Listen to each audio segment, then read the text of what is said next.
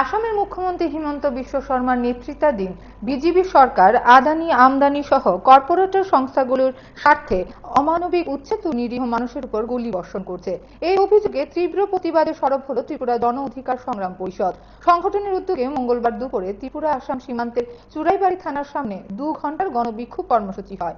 এই কর্মসূচিতে উপস্থিত ছিলেন সংগঠনের সভাপতি অঞ্জন শুক্লবৈদ্য, সম্পাদক রহমত আলী, সুভাষ দেব, সুলেমান আহমেদ সহ অন্যান্য নেতৃত্ব। এদিন গণবিক্ষোভ চলাকালীন সভাপতি অঞ্জন শুক্লবৈদ্য বলেন, উত্তর পূর্ব ভারত প্রাকৃতিক সম্পদে সমৃদ্ধ, অথচ সেই সম্পদ কর্পোরেট সংস্থার হাতে তুলে দিতে মরিয়া হয়েছে আসামের বিজেপি সরকার। গত 60 বছর ধরে বসবাসরত নিরীহ মানুষদের অমানবিকভাবে উচ্ছেদ করছে আসাম সরকার, অথচ 12 বছর একই জায়গায় বসবাস করলে সেই জমি বৈধভাবে বসবাসকারীর অধীনে যাওয়ার কথা। এমনকি গুয়াহাটি হাইকোর্টও উচ্ছেদের বিপক্ষে রায় দিয়েছে বলে জানান তিনি। অমানবিক এবং বেআইনি যে উচ্ছেদ প্রক্রিয়া চলছে, সেই উচ্ছেদের প্রতিবাদে আজকে আমরা এখানে বিক্ষোভ কর্মসূচি নিচ্ছি।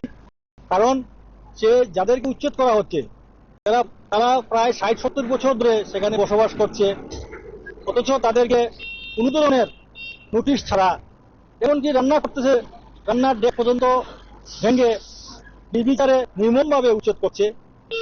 উচ্ছেদের কারণটা হলো, আমরা মনে করছি যে আদানি আম্বানির মতো বৃহৎ কর্পোরেট হাউসের সেই জমিগুলা গভর্নমেন্ট হাতে তুলে দিয়ে দিবে এবং সেখানে তারা আদানি সেখানে বিদ্যুৎ প্রকল্প করবে, রামদেব সেখানে তার কোম্পানির ফ্যাক্টরি করবে। এইভাবে মানুষকে উচ্ছেদ করে এই উন্নয়নের কোনো আমরা বিরোধিতা করি।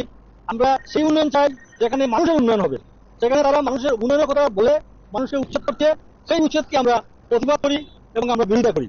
আমরা আহ্বান রাখছি সবাই কাছে সেই উচ্ছেদ বিরোধী আন্দোলন যাতে আরো সবাই অংশগ্রহণ করুক।